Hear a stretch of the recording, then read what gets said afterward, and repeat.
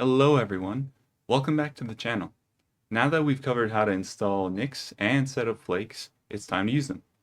There's a strong synergy between the Nix package manager and CRAN, and that there's a lot of CRAN packages already available as Nix packages, which is awesome because CRAN by itself is not a perfect solution for creating our environments. It can actually be very annoying to just use CRAN. But with Nix and CRAN, we have access to Flakes, and Flakes make it easier to have multiple environments. Without any further ado, let's actually make a flake. So first, open up the terminal, and then add these two lines of code. I'm making an R directory for storing our flakes, and I'm cding into it. So the easiest way to actually create a flake is to do this. And now you see there's an actual flake. So for the next step, you actually have to go into the file and change it. I'm going to use gedit because I'm more comfortable with it. And oh, I already have it. Okay. All right, so you can see that it already has some things populated in here.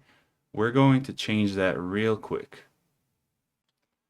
So I'm just going to copy paste what I already have from my own setup, and here it is.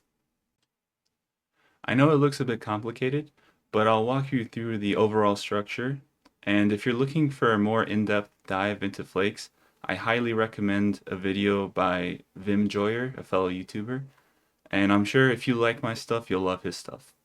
Anyway, let's look at the flake. So in the beginning, we have a section called description. It's not necessary for the flake to run, but it's nice to have to describe it. Now the inputs might seem a bit confusing. Why is there a NixOS? Why is there Nix packages? Basically, NixOS, and Nix packages are not the same thing, but they're very intimately related. Again, you can reference Vim Joyer's video, but for now, just accept that this link is correct.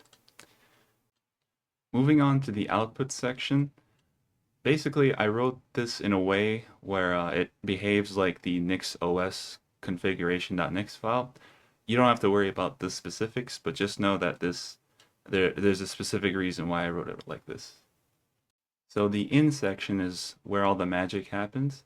This is where you can specify which Nix packages you want.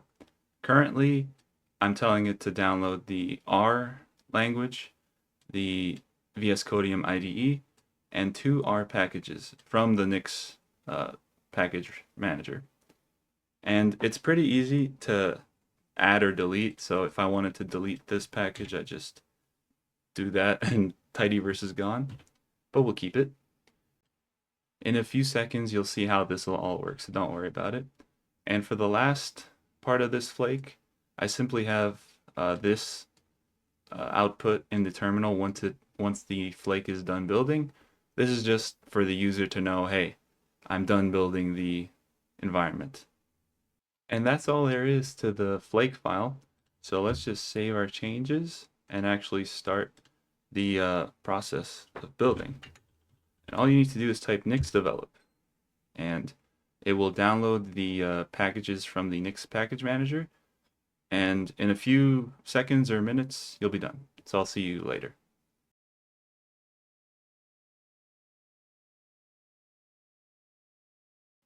All right, that took about a minute. So we're back and we can see that our R environment is ready. Now I want you to notice this section, that the flake actually generated a flake.lock file. So this file locks the package versions you've installed down to the exact commit level. So unless you manually change the packages or update the input URLs, your environment will remain exactly the same every time. So you could literally give your flake.nix and flake.lock files to another person, and when they type nix develop again, they will have the exact same environment as you have. And just so you know, the packages are stored in this directory. So all the packages that you downloaded are are stored in this directory. This is why I absolutely love Nix. It makes it easy to code in R, and it makes my code reproducible. So if I wanted someone to have the exact same setup before using code, I would just send the two files and have them type Nix develop. I'm honestly disappointed that this is not the default way to use R, but admittedly it can be annoying to get the setup correct. Luckily for you, the hard part is over because this flake works. If you want to try it out for yourself, I have a link in the description to my GitHub repo with the files. But anyway, we have our environment built, and let's see how we work with it. We can start by opening up our IDE, and you'll see that there's an issue. And to see what's happening, I like to use the verbose command. It's basically a permissions issue. This package needs to be owned by root, and it has to have the 475 mode. To do that, all you have to do is write 2 lines of code. First one being changing the permissions to root. That should do it. So now the package is owned by root. And now I want to change the mode to 4755. Now this should work.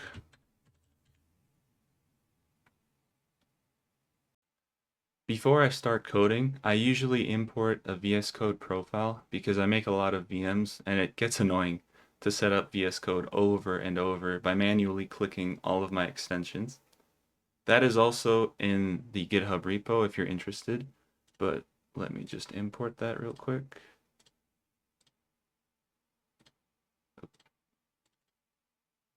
There it is. Create. And I'm going to make this active. So here are the extensions that I've installed. If you want this, you can also download it for yourself, but you don't really need my VS Code profile. All you need is this R extension for this demonstration. And let me show you that R is working. And you can see that the linter is also working. So this is the package we installed, and ta-da, it works. Now I know some viewers will be using R in RStudio, and they might be missing some of their keybinds. So keybinds such as the assignment operator, the pipe operator, and possibly this control shift, this keybind. And I'm here to tell you that you can have those keybinds in VS Code. All you need to edit is, well, let's click Control Shift P, keybind, keyboard shortcuts, and this is the file you need to edit to get the keybinds. So I made my assignment operator Alt plus the minus sign, and you can see the others as well. So that is one nice thing about the VS Code profile that I have. It already has this, so if you don't want to bother doing it yourself, again, you can download it from the GitHub repo. And that pretty much sums up how to use Flakes for an R environment. But before I end the video, I want to show you how to add more packages. An easy package to demonstrate is with the TikTok package. No, not the TikTok app, but a package that measures how long your code runs. And I'll show you that we actually don't have it right now. TikTok. This is not.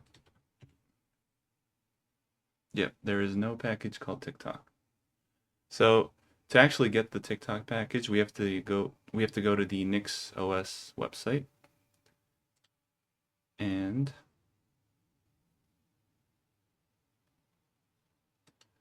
we type TikTok. What we need is this portion.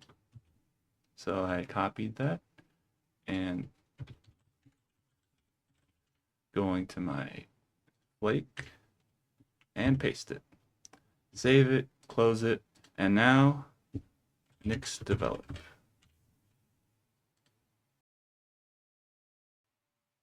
And we're ready. So let's try that again. And we have it. Let me just show you. Tick.